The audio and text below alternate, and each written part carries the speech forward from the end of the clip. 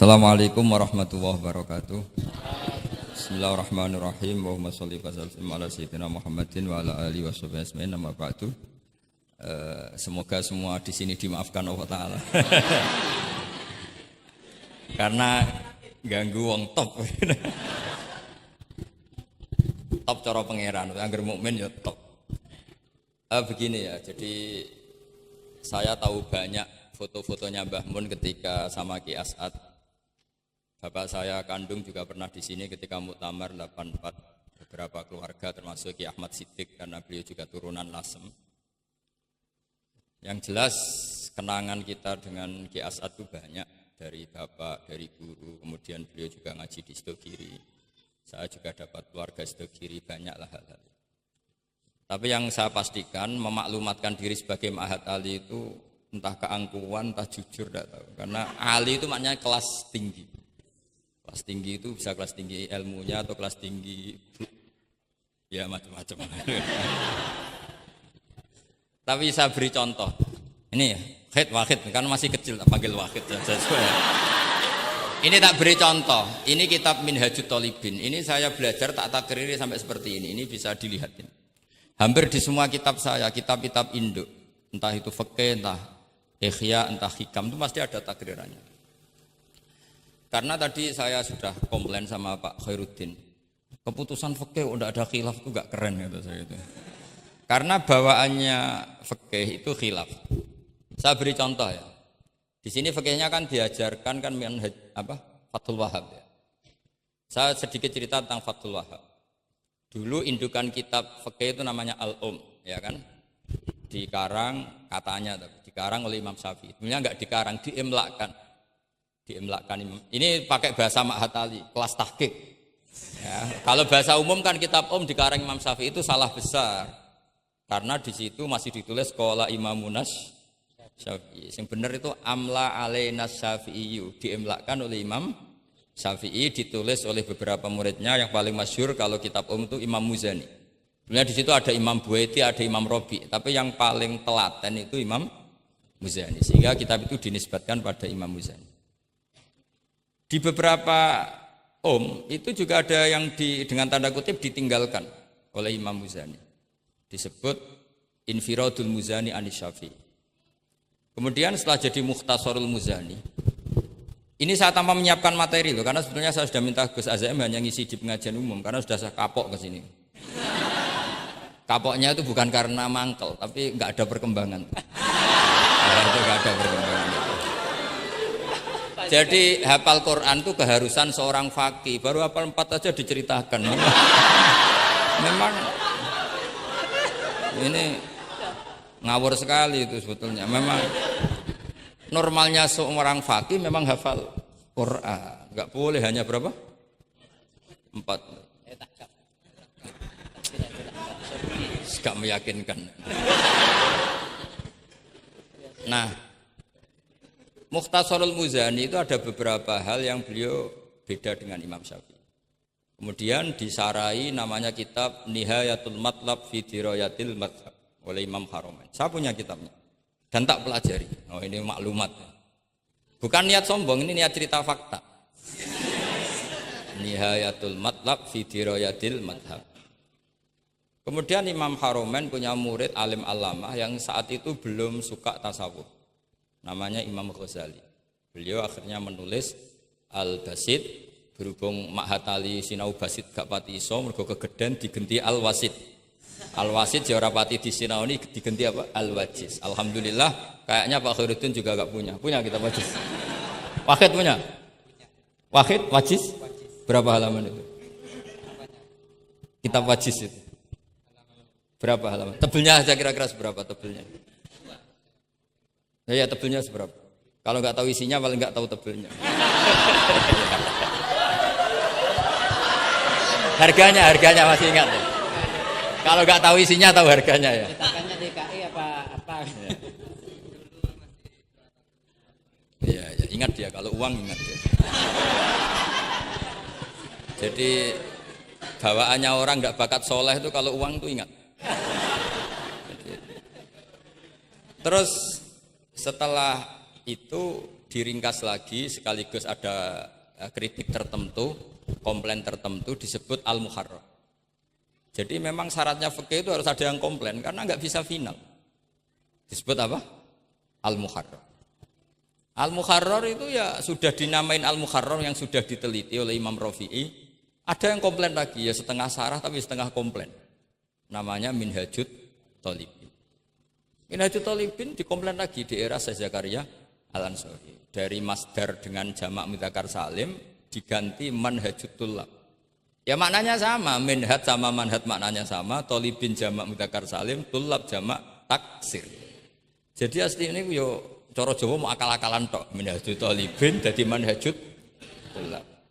Kemudian manhajut tullab itu dikarang sangat ringkas. Sehingga yang baca itu tidak paham. Mu'alifnya akhirnya dengar-dengar kalau anak-anak Matali itu tidak paham. Akhirnya terus manhajut tullab disarai sendiri oleh Syekh Zakaria Al-Ansori. Jadi Fathul Wahab. Loh alhamdulillah ya masih banyak yang enggak paham. Padahal sudah sarah. Harusnya sarah kan gampang. Ya tidak paham itu bagus kan kita ngaku tidak paham tawadhu. Daripada ngaku paham enggak paham mendingan ngaku enggak paham kan. Kemungkinannya dua kalau ngaku enggak paham. Mungkin tawadhu, mungkin betul adanya. Yang kedua lebih Nah saya cerita sedikit tentang kenapa fikih itu harus ada dan selalu ada khilaf. Karena itu masalah furu'iyah. Apa? Saya beri contoh, ini kitab Minhajut Thalibin. Dan saya punya catatannya banyak. Oh sampai gini, sampai sarah-sarahnya punya. Terus catatannya ya banyak. Saya bangun tidur saja bisa, saking seringnya belajar.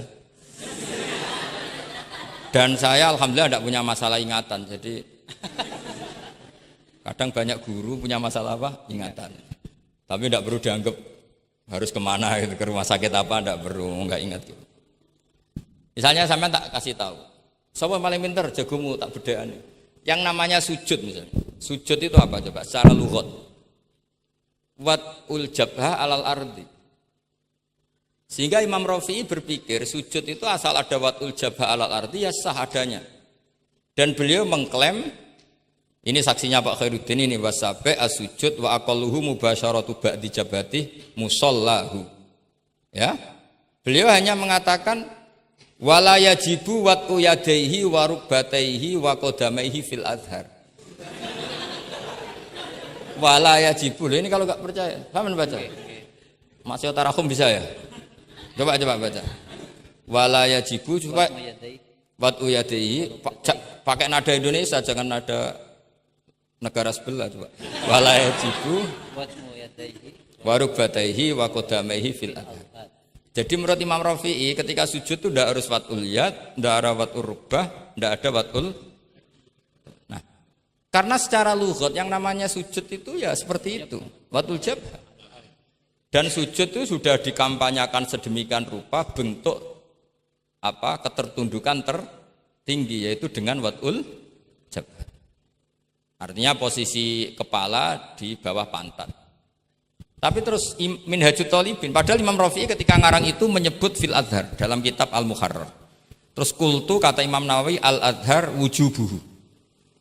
Ya masyhur kan karena Imam Nawawi berdasar riwayat umirtu an asjuda ala sa'wati azumin al-jabha wal yaden warubaten wal qadam.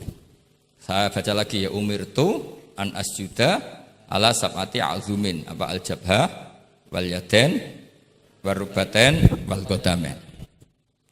Nah, andekan Imam Rafi'i ketemu Imam Nawawi, kamu ikut kubu siapa? Nawawi kan? Nah, sekarang oke, berdasar riwayat dan praktek guru-guru kita semuanya seperti itu. Kalau sujud melibatkan 7, oke itu berdasar riwayat dan berdasar perilaku guru-guru kita. Oke, secara sanad kita tidak punya pilihan, pasti seperti itu. Ikut guru. Tapi kalau pertanyaannya dibalik, saya ulang, pertanyaannya dibalik. Min asbabir riddah itu adalah sujud lisonamin. Kira-kira kalau ada orang sujud hanya wat'ul jabah lisonamin, sudah murtad apa belum? Murtad kan? Loh enggak, sudah murtad belum? Termasuk murtad kan sujud lisonamin atau li ghairillah. Kira-kira untuk murtad syaratnya melibatkan 7 anggota apa cukup wat'ul jabah?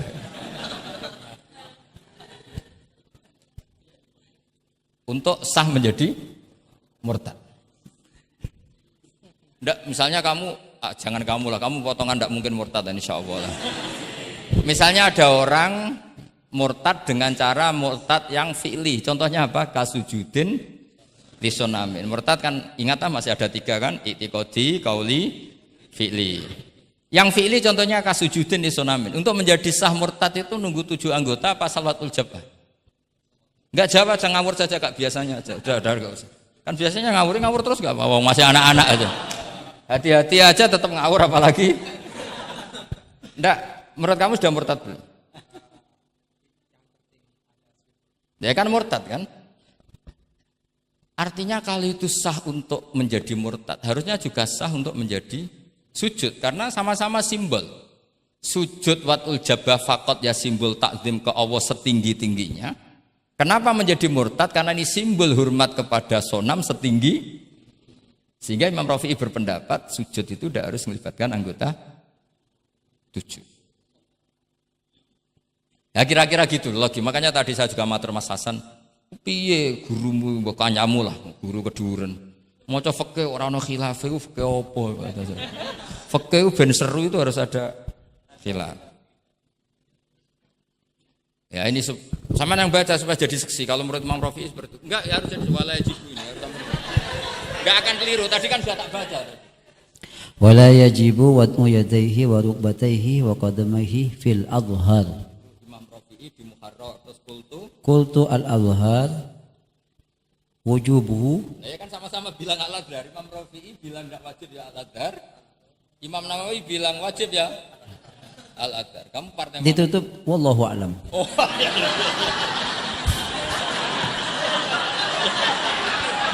Enggak ada Gus. Ada walam. Enggak, wallahu a'lam. Aduh, ini enggak ada penggantinya.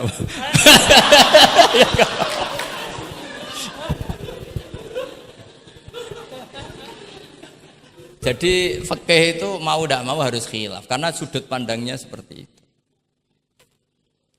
Misalnya sopan itu baik. Misalnya saya di sini, kiai kamu saking sopannya itu dodok mulai sana itu bagus. Tapi nak kiaimu apa kepleset terus kue sopan. Sedang kiaimu kesemper lagi dok. Sehingga kita sebagai kiai itu mikir sopan itu bagus. Tapi kalau berlebihan kan tidak efektif kan. Cong aku pengen jedeng tuntun kayak kokono. Soal sini tuh kan deprok terus melaku ke sini. Jadi makanya ya kita harus ngeritik juga. Sopan berlebihan juga akhirnya ada efektif.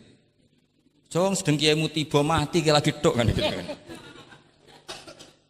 Nah, sekarang perempuan juga gitu. Mbak-mbak yang cantik tuh baik sopan apa baik tidak sopan? Baik tidak sopan. Karena kalau sopan sama Pak Wahid, ayu sopan, mesti eling terus ra iso turu. Tapi nak ra sopan, seneng aku, gaji ini Mbak Hatali mau piro. Itu langsung lupa. Dan itu bagus karena melupakan Nah, lo betul ini kan katanya tadi siapa yang hafal Quran? Ya nisa an-nabi lastunna ka ahadim inan nisa. Ini taqaitunna fala takhdu'na bil qaul fayatma alladzi fi qalbihi marad. Wahai orang-orang yang cantik, kalau ketemu lelaki itu jangan terlalu sopan. Fala takhdu'na bil qaul. Kalau ngomong jangan terlalu khudu karena bawaannya lelaki yang fi qalbihi maradun, khudu itu dianggap mau. Selain tadi ada Mbak cantik sama Pak Khairuddin atau sama Pak Wahid sopan. Mohon kalau derek guru mawon, mesti pikirannya, oh maksudnya gelem tak wayo, mesti dah Padahal maksudnya derek itu menderek mata pelajaran. Tapi utek-utek begini itu kan, yang fikol dia apa? Marot, contoh saja loh. Tapi bisa fakta. Itu mesti pikirannya itu kemana-mana. Mohon kalau derek Pak Fakid mawon, ngomong mau ngayu, nak sengaja kan rati pikir. Sehingga unik. Khusus perempuan yang cantik itu sopan itu tidak baik di dalam komunitas lelaki yang fi qalbihi karena pikirannya mesti padahal Mbak tadi bilang gitu maksudnya anut Pak Wahid ikut mata pelajarannya tapi pikirannya sampean kan bisa enggak gitu. Fala takhdu'na bil qauli fayatma alladzi, itu hebatnya Quran. Jadi psikologi lelaki juga dibicarakan. Bawaannya lelaki kalau ketemu perempuan cantik kok sopan, kok memberi harapan, Iku terus golek dukun mahabbah ngono. Kayak apa pintere Quran? Lah ini sayangnya yang hafal baru 4. Padahal saya satu mobil saja tadi hafal berapa Gus? Pakai satu mobil. Karena pondok saya memang pondok tahfidz. Jadi yang derekno saya banyak yang hafid. Jadi satu kelas kalah dengan satu mobil. Supir saya hafal Quran, penderek saya hafal Quran, yang bawakan tas ya. Oh, kalah jauh itu sudah. Yang ngatur kiai tidak hafal Quran. Iya, memang pondok saya pondok tahfidz karena memang pondok tahfidz. Jadi seperti itulah. Masa kamu menyarankan orang tidak sopan? Tidak mungkin kan. Masa kita ngajari santri-santri tidak sopan? Tidak mungkin. Tapi kalau kamu ajari sopan, khusus yang cantik, ketemu lelaki yang seperti itu, akibatnya fayat ma'alladzi fi qalbihi marad. Makanya di sarah-sarah atau di tafsir-tafsir sampai ada penjelasan wa yusannu lil mar'ati takhlidu sautiha. Perempuan disunatkan menebalkan suaranya untuk menghilangkan rasa apa? Syahwat lelaki tadi. Terus paling enggak misalnya enggak mau nebalkan ya judes. Misalnya ketemu Pak Wahid, "Mbak apa ning ndi?" "Gak urusanmu." Oh, itu mesti langsung lali. Nah, tapi nak jawab, badhe napa ngersakno napa? Nggih kula tak derekno jenengan riyen. Wah, bahaya. Padahal maksudnya derekno iku ya mata pelajaran, ndak ada hubungannya dengan mau dinikah. Tetap muni naudzubillah lah kalau itu. Nah, itu fikih. Jadi fikih itu menginduk ke usul fikih. Tapi usul fikih sendiri itu kalau ndak ngerti fikih jadi itu jadi liar. Karena khayalnya lebih tinggi. Makanya banyak orang yang pengagum usul fikih itu jadi liberal karena terus terlalu banyak khayal. Maka pondok-pondok itu harus ada fikih dan ada usul. Saya beri contoh liar itu begini misalnya. Maqasidus syariah itu kan bisa subjektif. Sehingga Imam Syafi'i itu yang kritik man istahsana faqad syarra'a. Orang yang sering berpikir istihsan faqad syarra'a, maka dia mau berpikir bikin syariat tandingan. Misalnya gini, saya ini kiai yang suka tirakat. Karena dulu misalnya mondoknya itu suka tirakat. Terus santrinya diwajibkan puasa setahun atau diwajibkan enggak boleh makan nasi. Itu bikin syariat tandingan. Karena apa? Tahrimu malam yahrum, mengharamkan sesuatu yang tidak haram, atau mewajibkan ijabu malam yajib. Itu termasuk kriminal cara Sulam Taufik. Loh iya, bahkan Sulam Taufik mengebabkan itu di bab riddah. Saya ini sudah tak toleransi, temu tak tulis minal kabair, kalau di Sulam Taufik dimasukkan bab riddah karena ijabu malam yajib berarti bikin syariat. Atau tahrimu malam yakhrum juga artinya bikin. Tidak tahu guru di sini biasanya tahrimu malam yakhrum apa tahrimu malam yuharram. Umumnya bacanya apa? Bisa dua. Ya rodok maju berarti sermayan. Nah, tapi kamu tidak bisa menyalahkan kiai-kiai yang mengharuskan muridnya tirakat karena itu cara untuk kasrus syahwah misalnya, untuk memecah syahwat. Tapi tetap saja nggak boleh mewajibkan karena nanti ada syariat tandingan. Nggak boleh. Syariat ini sudah sempurna, nggak boleh ada syariat baru. Yaitu disebut ijabu malam yajib atau tahrimu malam yakhrum. Maka kata Mbah Mun, resikonya jadi kiai ngalim. Mbah Mun sering guyon gitu. Aku kiai ngalim jadi ribet. Apa ngaramno rokok sing darani halal yo akeh. Di halalno cah cilik-cilik rokok. Jadi kiai itu kan lebih tunduk ke konstitusi ilmu. Ribet. Misalnya begini, sampean tak bedheki. Assalamualaikum ketika salam itu yang wajib salam pertama apa salam kedua? Pertama. Itu wajib niat mufaroqah apa niat menghabisi sholat atau mengakhiri sholat apa enggak perlu niat? Nah, mesti ulama berdebat. Karena ketika Allahu Akbar bisa Allahu Akbar demo, bisa Allahu Akbar niat sholat. Maka untuk membedakan, lo kan bisa aja kan? Demo itu udah harus berontak enggak? Misalnya kamu ngerti perempuan yang kamu cintai, ternyata omongan mbek Pak Guru Khairuddin kan Allahu Akbar, guru kok ngono kan gitu kan. Nah, untuk membedakan itu kalau untuk sholat atau untuk takjub diharuskan niat Allahu Akbar.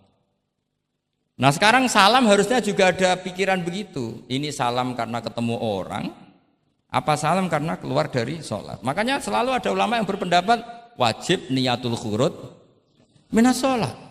Karena logikanya kalau Allahu Akbar wajib niat sholat untuk membedakan Allahu Akbar yang wiridan, Allahu Akbar yang takjub, Allahu Akbar yang demo, untuk membedakan itu semua niat. Salam juga gitu, salam mubalek, salam kenalan, salam apa, harusnya pembedanya adalah niatul khurud minas sholat. Makanya saya tadi itu komplain sama Pak Khurudin, itu Basul Masail Fikih kok ada khilafnya. Hebat betul orang itu, kata saya itu. Itu yang putri tadi. Oh, yang putri itu. Nah, jadi apa? Kaidah-kaidah seperti itu nggak bisa dihindari, khilaf-khilaf seperti itu nggak bisa dihindari. Ini saya baca ya, misalnya contoh-contoh yang itu mulai apa? Mulai salam ya. Jadi pilihan-pilihan itu, misalnya di salam ana jaza anha, terus asani asyar assalam wa aqalu assalamualaikum wal aso jawa qultu al aso al mansur wa annahu la tajibu niyatul khurud. Jadi ada yang bilang tidak wajib, mesti artinya ada yang bilang wajib. Karena jadi nggak ada pilihan. Setelah ada pembanding itu udah ada. Sekarang begini lagi. Ini yang ulama kadang-kadang ya nyuwun sewu, andekan kita ulama itu kadang ra cocok, tapi cocok ra cocok ya harus didengar, ini ngaji. Ulama fikih kadang ya sembrono, tapi kok muni ngono kualat aku. Saya ngomong aku wae. Nak darani iktidal, menamai iktidal itu ruknun qasirun ghairu maksud. Julus benas sajdatain atau jalsah itu kan ruknun qasir ghairu. Itu banyak ahli hadis yang komplain. Ini ngawur betul fuqaha itu. Wong rukun kok ghairu maksud. Dan mereka berani bilang itu rukun sing ghairu maksud. Kusida lil fasli, hanya dimaksudkan untuk pemisah. Itu kan yo mangkelno, wong rukun kok ghairu. Ternyata ulama itu punya niat begini. Setelah dikatakan ruknun qasir, maka jangan ada pesaing. Yaitu ukurannya apa? Julus jalsah benas sajdatain enggak boleh lebih lama ketimbang tasahud akhir. Tasahud awal sunat bu, jangan ngaji ora khatam. Tasahud akhir apa awal? Akhir, berarti sabtu lisan is pinter lah, pinter. Iktidal juga ruknun qasirun, maka enggak boleh lamanya menandingi qiyam lil Fatihah. Ya, sudah jelas ya. Yang jalsah benas sajdatain enggak boleh menyaingi tasahud akhir, yang iktidal enggak boleh menyaingi qiyam lil Fatihah. Ternyata ulama itu ya mikir, disaingi ku ya ora enak. Ngene kaya kula saingi Khairuddin ya ora gelem. Ora krana sombong, disaingi itu ndak enak. Kecuali level ya. Kecuali level. Level ya hafal Quran ya 30 juz. Itu Jibril bisa demo ke kamu. Memangnya saya hanya nurunkan ayatul ahkam. Enak saja milik. Memangnya selain ayatul ahkam enggak menarik. Itu kalian semua pasti berhadapan dengan Jibril. Coba Jibril nurunkan semuanya apa hanya ayatul ahkam? Kalau saya ketemu kan aman. Walaupun di sana kadang masih belum lengkap setoran. Iya, bahaya kamu itu.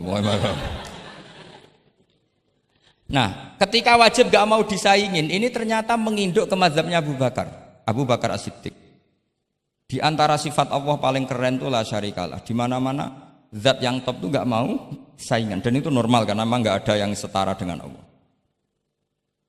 Suatu saat Abu Bakar itu pulang. Ini nanti saya cerita fikih banyak. Kamu pasti setelah ini tambah pinter, tak jamin. Bukan barokahnya saya lah, barokahnya Mbah Mun, barokahnya Mbah As'ad gitu. Tapi kena ras sombong yang termasuk barokahku lah gitu ya. Nak kamu tidak sombong, tapi sombong juga gak apa-apa. Wis biasa salah, orang salah sombong salah liane. Abu Bakar pulang, di situ itu istrinya menyediakan beberapa makanan untuk sahur. Itu marah besar. Apa kamu mau menandingi Ramadan sehingga puasa sunat aja persiapannya seperti ini? Bahkan sebagian riwayat itu beliau memukuli kidrun, jadi itunya ada yang dirusak lah kira-kira gitu. Ini dengerin betul, nanti akibatnya di fikih. Makanya di fikih apa? Sholat fardu itu nggak mau kesaingan. Sholat fardu wajib qiyam liqadirin. Nggak boleh sholat sunat bersyarat begitu. Harus sah ku'ud meskipun ma'al kudroh. Karena fardu itu gak mau kesaingan. Jadi fardu ya rada egois kira-kira gitu. Nah, mesti sama lagi krungu iki gitu. Maksudnya sering roh hukumnya tapi baru tahu logika ini. Loh aku ora suudzon soal yakin. Soal yakin. Karena fardu itu gak mau poso fardu wajib tabyitun niat. Nginep non niat mulai malam. Poso sunat tidak, ketemu jam 9 kamu belum makan, belum ada dukhulu syai'in fi jawfika, terus niat puasa sah enggak? Sah. Ada bedanya enggak fardu sama sunat? Ada. Salat fardu wajib itmam, puasa wajib itmam, puasa sunat amiru nafsi. Wah, puasa sunat bojo lagi apian bisa kamu batalkan. Tapi nak puasa fardu, oh sanksinya berat. Itku rokobatin sampai ya siamu sehari ini apa? Mutatabi'an. Terakhir itamu sitina. Tapi kalau puasa sunat amiru nafsi. Kamu terus nggih monggo, ndak terus intinya fardu itu enggak mau disaingin. Batin fardu egois kata saya. Nah, Abu Bakar sampai begitu. Ono wong poso sunat kok sampai nyiapno buka, nyiapno sahur, marah. Bahkan marahnya enggak sekedar di hukumnya, di perlakuannya. Kamu itu memperlakukan puasa sunat aja kok kayak memperlakukan fardu. Hanya di menunya, di persiapannya. Dan ternyata Imam Syafi'i benar, ternyata di hukumnya juga harus beda. Misalnya tadi, qiyamul qadir fil fardi wajib qiyam. Tapi kalau sholat sunat boleh qu'ud walau ma'al qudrah alal qiyam. Jadi ini ulama. Ini perpaduan usul fikih dan fikih. Jadi fardu itu ya agak angkuh lah kira-kira gitu. Angkuh itu kalau baik namanya izzatun nafs. Memang harus beda. Lah di sini. Nah, di bab zakat juga sama. Ukuran wajib itu apa? Akhdhal imamu qahron atau la yuqta'u yadu sariki. Ben kita tambah pinter. Tetap goblok ya ora apa-apa zaman akhir, tapi kita tak pinterno sithik. Ketika seseorang diputuskan wajib zakat, kok tidak mau zakat? Efek hukumnya apa? Akhdhal imamu qahron. Imam boleh ngambil paksa. Atau kalau mustahik itu nyuri dengan kadar yang memang jatahnya la tuqta'u yadu. Mergo ana syubhatul milki. Jadi, paham ya? Jadi sampean misalnya fakir, tanggane Pak Khalidin gak gelem zakat, nyolong jatah. Andaikan dia lomo, mustahik kamu itu dapat sekian. Itu enggak boleh dipotong tangannya karena kamu ngambil jatah. Jadi sekali diputuskan wajib itu punya akibat akhdhal imamu qahron atau la tuqta'u yadu sari. Jadi itu fikih. Jadi fikih itu konsisten. Nah sekarang yang dikatakan fikih itu ainut ta'ah apa shawab, apa hak. Nah, itu yang ulama berdebat. Sekarang misalnya sampean tak bedheki begini. Sing darani salat sing sah iku madhep kiblat. Betul kan? Ya, betul. Masih ingat ya? Sekarang madhep kiblat itu menjadi baik karena nurut Allah apa karena madhep kiblat? Karena nurut Allah. Sehingga semangat fikih itu semangat taat ning Allah. Falau sholla arba'a raka'atin bi arba'i jihadin itu enggak perlu i'adah. Karena ketika aku istihad sana itu kiblat, rakaat kedua rubah ke sana, rakaat ketiga rubah. Allah ngitunge, cah iku capek oleh kepen roh kiblat tenanan nganti spekulasi ping 4. Artinya apa? Karena kadang Allah itu butuh taate apa butuh kasile? Butuh taate. Nah ini yang paling angel. Tapi di dalam banyak hal kaidah fikih itu al-ibrah bima fi nafsil amri. Kadang bima fi dzannil mukallaf wa bima fi nafsil amri. Kadang mu al-ibrah bima fi dzannil mukallaf la bima fi nafsil amri. Jadi selalu fikih itu khilaf. Fikih yang furu'iyah maksudnya, yang furu'iyah. Ini kadang-kadang rada angel gurumu ini. Nah, sekarang misalnya seperti itu. Ijtihad tadi. Ijtihad itu apa coba? Ya tadi, ketika Anda sholat madhep sana terus taghayyara ijtihaduka dan memutuskan kiblat ke sana, kamu harus nuruti ijtihad kamu apa enggak? Harus nuruti kan? Karena kalau kamu teruskan di rakaat kedua madhep sana, berarti kamu ibadah dengan cara yang kamu yakini salah. Maka harus rubah. Karena ada kaidah al-ijtihad la yunqadu ijtihad. Ya kok ijo. Ya pinter iso nerusno. Nah, ternyata itu sudut pandang kalau dengan kaidah itu, sehingga lau shalla arba'a raka'atin bi arba'i jihatin sohat sholatu. Tapi kalau dibalik al-ibra fil ibadah itu bima fi dzanil mukallaf wa bima fi nafsil amr. Nah kalau andekan sudut pandangnya pakai kaidah itu, berarti kan pasti ada 3 jihad yang salah. Pasti apa mungkin? Pasti. Nah kenapa di bab al-ijtihad itu ditoleransi? Padahal jelas yang 3 ini tidak fi nafsil amr. Lagi-lagi tidak semua ulama cara pandang sama. Yang satu pakai kaidah ini, yang satu pakai kaidah. Makanya saya sering mencontohkan berkali-kali. Kalau kamu ingin sowan saya nggak apa-apa, tetap baik. Karena kemungkinan seneng kiai ya 2. Dulu saya sering bercerita. Ada tabiin tanya sama sahabat, bagaimana wajah Rasulullah Shallallahu Alaihi Wasallam. Tabiin ini nangis. Wallahi saya ini saking hormatnya, saking haibahnya Rasulullah, saking hormat saya tidak pernah berani melihat wajah beliau. Saya sowan juga agak berani karena takut ganggu. Jadi cara seneng kiai itu ya kadang ra perlu sowan. Karena bawaannya itu ganggu.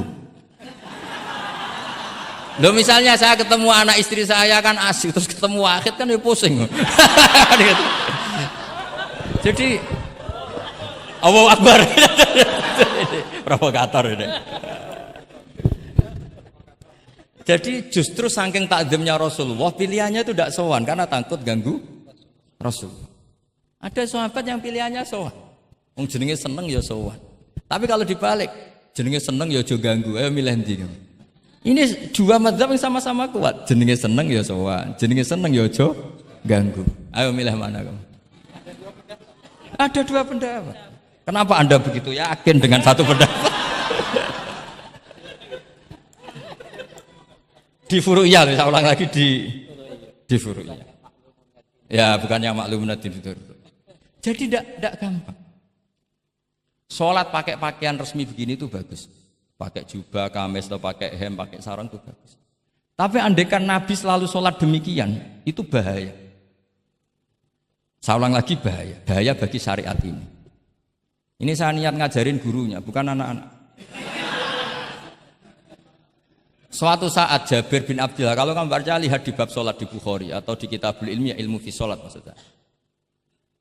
Itu Jabir bin Abdillah itu pernah datang ke masjid pakai gamis, pakai baju resmi, imamahnya dicopok, kamisnya dicopok, semua dicopot, terus sholat hanya pakai sarung tok, izarin wahid, terus akidan torofaihi ala atikihi. Ini kayak orang kuno, sarung satu di talen, akidan torofaihi ala atiki, terus sholat.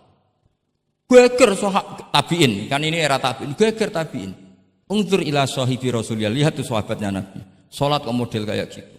Ketika Pak Khairuddin sudah sholat dengan segala penampilan, jubahan, terus pakai imamah, dehem dari belakang, orang minggir semua, sudah top lah pokoknya, sudah top pokoknya. Ini sahabatnya Nabi. Terus ketika sahabat mulai, dan nyun sewu, beliau ngendikannya agak kasar. Saya melakukan ini, saya mencek nanti di Bukhari. Kalau ada Bukhari juz 1 ambilkan, nanti bacakan. Apa cukup nanti tanya gurunya? Tanya saja nanti ya. Kalau 5 menit menemukan berarti dia sudah paham. Kalau ngasih waktu 1 hari masih cari-cari berarti. Ukurannya gampang. Kalau saya setengah menit langsung ketemu. Nanti ya cukup gurunya ya. Nanti kasihkan. Kalau bilang besok berarti belum tahu. Tapi kalau 5 menit kok ketemu ya sudah lumayan. Kata Jabir bin Abdillah, saya melakukan ini liyaroni al-ahmak misluk. Keras sekali. Saya melakukan ini supaya orang ahmak kayak kamu itu tahu. Ahmak itu terjemahnya nggak usah diterjemah. Ya pelai jahil atau teman akrabnya apa? Jahil yang agak kebablasan itu namanya apa? Ahmak. Jahil yang ya sudah seperti itu. Ternyata itu berkahnya Masya Allah sampai sekarang. Beliau terus ngendikan, ra'aitu Rasulullah sallallahu alaihi wasallam yusolli hakadza, akidan tarafai izari ala atiki. Andaikan itu enggak pernah dilakukan seorang sahabat yang bersaksi Rasulullah pernah melakukan itu, maka kita akan menganggap sholat jubahan resmi seperti itu menjadi syarat sah. Pakai hem seperti ini resmi menjadi syarat sah. Barokahnya itu diketahui, oh yang paling pokok itu satrul aurah, yaitu mabena surah warubah. Jadi tidak konsisten itu kadang penting untuk menjaga varian hukum. Loh, Nabi itu nggak pernah terawih. Andai kan Nabi terawih terus, maka akan dikira terawih itu wajib. Nah barokahnya nggak pernah terawih, itu kamu bisa nggak terawih kan gitu. Maksudnya ya boleh nggak terawih. Ya, kalau nanti pengurus mewajibkan, carikan takbir sulam taufik ijabu malam. Bisa masalah besar itu. Nggak ada. Ini cerita ilmu, nggak cerita perilaku. Nggak ada. Ini cerita ilmu, nggak cerita apa? Perilaku. Jelas kan? Jadi kadang seperti itu penting. Contoh lagi, dan ini sering saya utarakan. Ketika Nabi Fathu Mekah, tofa ashabu jami'an, itu musyatan. Semua ketika tawaf itu jalan kaki. Tapi Nabi itu unik. Tofa Rasulullah wahdah rokiban. Nabi tawaf itu pakai kendaraan unta. Yang lainnya musyatan, semuanya masin. Jalan kaki. Tapi Nabi malah tofa rokiban. Padahal jelas kaidahnya al-ajru biqadrit tab. Tapi andai kan Nabi kok tofa masyian, maka kita tidak tahu caranya tawaf. Tidak tahu hukumnya. Atau paling enggak nganggep bahwa syarat sahnya tawaf harus jalan. Tapi barokahnya Nabi tofa rokiban, akhirnya ada hukum, ternyata syarat sahnya tawaf tidak harus jalan, tapi boleh berkendara. Akhirnya kita tahu orang sepuh sedikit tawaf pakai kursi roda, pakai macam-macam. Jadi semuanya itu berkah, perbedaan itu berkah. Tapi yang baca harus orang alim. Kalau orang yang fikal bi marot ya piye Nabi karep wong liya kon mlaku ndek enak-enakan numpak. Ya ribet nek kena wong sing fikal bi marodun fazatahum wa marad. Jadi ribet ini ustadz satu ini ribet. Ya subuh kesiangan ini contohnya kok kayak perilakunya. Ini Kiai Hasan contohnya kayak perilakunya. Sholat itu ada waktunya. Sekali waktunya habis, normalnya sudah tidak wajib. Ya enggak? Kamu mau sekolah, selesainya jam 12, kamu bangun setengah 1. Harus sekolah apa tidak usah? Karena momen sekali kelewat kan nggak bisa diulang kan? Normalnya sholat qadha itu tidak wajib. Normalnya. Karena momen waktunya sudah habis. Dan qadha normalnya juga nyuwun sewu haram. Normalnya. Tapi berhubung Pak sering kodok terus bilang gak haram kan? Karena yang kodok bukan hanya santrinya tapi apa? Gurunya. Tapi nyun sewu, Nabi itu tahu ditakdir kodok. Saya tidak bilang Nabi kodok, ditakdir kodok. Ini bedanya Nabi dengan kamu. Nabi pernah ditakdir kodok. Dan nyatanya Nabi tetap sholat. Akhirnya jadi syariat kodok itu tetap. Andai kan Nabi tidak pernah kodok, maka orang cara berpikir waktunya kan sudah habis, pasti malaikat bagian nyatet sudah gak ada. Lalu apa sholat wong sing nyatet wis tutup buku kan? Karena logika waktu itu kalau momennya kelewat ya sudah normalnya. Tapi agama ini tidak seperti itu. Berhubung Nabi pas kodok juga sholat. Itu kayaknya juga jamaah ya. Wah itu yang ribet itu. Ya kan jamaah kan itu. Jamaah kan? Wah, aku nak mbok praktekno ning pondok. Ya ribet. Separuh pondok kodok terus dimami Khairuddin sing komat wahid. Wah. Perkara kan? Nah, barokahnya ngerti kunut itu sunat, pura-pura ndak kunut. Akhirnya kayak orang baik kan? Yaitu mau melakukan sholat duha. Ini ya akhirnya guru saya sedang sholat duha. Itu husnudon yang gioblok.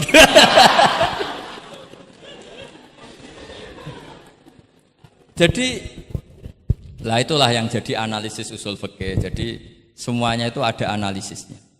Saya ulang lagi, semuanya itu ada. Yang jelas itu di antara pantangan Islam itu ijabu malam yajib dan tahrimu malam yahrum.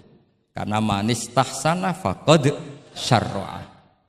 Dan Allah itu enggak suka ada syariat tandingan, itu enggak suka. Karena bahaya kalau semua orang istihsan, bahaya. Saya pernah ini cerita nyata. Ada pengurus yayasan yatim piatu yang sehat, saya ulang lagi yang sehat. Sehat yayasannya, sehat apa keuangannya, sehat perilakunya. Datang ke saya minta doa, minta nasihat. Normalnya kan saya puji, tapi saya dingin saja. Saya bilang yayasan yatim piatu itu bagus, tapi lebih bagus lagi kalau dibiarkan. Karena anak-anak yatim ini kan milik keluarga. Setelah bapaknya mati, biasanya mbahnya ngerawat, Pak D, Pak Leknya ngerawat. Nah, dengan kamu ambil ke yayasan itu, dia tercerabut dari keluarga.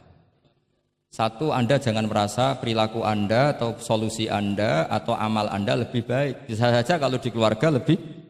Tak beri contoh, anak yatim di kampung saya ini gendut-gendut. Karena dulu Pak D, Pak Leknya, mbahnya tidak pati sayang, barokah yatim sayangnya berlipat. Terus kedua, barokahnya di rumah makannya bebas. Kalau di yayasan kan harus pakai jam. Mana seneng cah cilik makan di jam. Jadi biar, ya nah ini lagi-lagi khilaf. Yang setuju yayasan yatim, yang sehat loh, kalau yang nggak sehat memang kita tidak cocok. Yang sehat, bayangkan yang sehat. Itu saja ada masalah. Karena tadi anak ini kan bagus, makanya Mbah Mun pernah dawuh. Ya yayasan yatim piatu itu ya apik, tapi gak oleh bocah tercerabut sangka keluarga. Nah ini kalau kita mentasrek terus semua anak diambil terus gak tahu Pak D-nya siapa, mbahnya. Meskipun ditulis tapi kan gak semudah itu, ingat kalau hanya sekedar di catatan dokumen kan. Tapi kalau dibiarkan di keluarga ngundang Pak D, Pak Le, Mbah dan sebagainya. Jadi gak bisa misalnya kamu bahas masalah gimana hukumnya mendirikan yayasan yatim piatu. Terus kamu bilang sunat mutlak, tidak bisa, karena di sini ada unsur tadi. Kak sampean mondok ini sunat apa enggak, Pak mondok? Ya bisa wajib, bisa sunat, bisa haram. Karena yang haram misalnya gini, kamu di kampung kamu itu andalan, tidak ada orang baik kayak kamu, tidak ada yang bisa ngaji kecuali kamu. Enak-enakan mulang neng pondok, mergo keren timbang mulang neng kampung, mau wong telu. Makanya Mbah Mun kalau guyon sama saya masih ingat betul lagi. Jadi kiai yo latihan, aku tahu keliru kata Mbah. Tak pikir keliru apa? Anak perainan ditanya Mbah Mun, "Cung perainan kok ning pondok?" Mbah Mun sempat kusnudon kayak cah sregep, wong perainan kok ndak pulang. Ternyata, "Lho perainan kok ning pondok, Cung? Kok sregep temen?" "Mboten, Mbah, nate ngomah kan ngarit." Ternyata. Jadi kusnudon tuh kadang gitu. Semenjak itu Mbah Mun kalau ada perainan, "Cung, mulai Cung ben kenal wong tuamu." Jadi malah dibalik. Iya kan kalau kelamaan ke pondok kan nggak roh asal usul orang tua sehingga tidak punya empati, tidak punya kasihan kan. Orang tuanya berjibaku ngarit apalah kerja apa. Nah ya artinya terus kamu tidak bisa. Semua santri yang perenan tidak pulang berarti santri baik. Sebetulnya tidak mesti juga. Santri takut ngarit kan gitu. Ini namanya sudut pandang gitu. Jadi masalah-masalah furu'iyah itu tidak bisa tidak seperti itu. Nah, sehingga kita tahu di kitab Mahali atau di kitab beberapa kitab fikih mesti kaul awal, kaul sani, kaul salis dan sebagainya. Karena ini masalah sudut pandang. Wali nikah misalnya. Wali nikah itu kalau fasik sah apa enggak? Wali mujbir. Ada ulama yang mengatakan kalau wali mujbir fasik tetap sah jadi wali. Likamali syafaqatih, karena seorang wali ini pasti sangat sayang, meskipun fasik dia orientasi tentang anaknya tetap bagus. Ada yang bilang enggak, kalau fasik harus dicabut hak walinya. Di mana-mana orang fasik sudah error. Jangan-jangan karena dia pemabuk atau karena dia tukang judi, pikirannya dapat menantu yang kaya meskipun tukang judi. Bahaya ini kalau diberi hak wilayah atau hak wali. Makanya ulama mengatakan sekali fasik dicabut. Nah ya yang satu memandang umumnya orang tua meskipun fasik tetap likamalis. Tapi kata siapa di sosial itu mesti semua orang begitu apa tidak mesti? Tidak mesti. Makanya kaul sani mengatakan cabut saja. Li'annahu la yu'manu ayadu'aha inda fasikin mislih. Karena siapa yang bisa menjamin kalau dia tidak mengawinkan putrinya dengan orang fasik yang sejenis? Orang fasik pasti komunitasnya juga fasik, dan dia nganggap orang fasik itu tidak problem, wong dia sendiri fasik. Wes dok untuk iki capek, jebule capek sing tahu ngutangi ning nggon judi. Karena dia punya ukuran apik versinya dia. Lagi-lagi fikih kok mujma' alaih mau piye. Yo. Yang furu'iyah maksud saya, yang furu'iyah. Iki pinter toh, cukup ya? Sudah 45 menit. Mohon ngoten mawon. Assalamualaikum warahmatullahi wabarakatuh.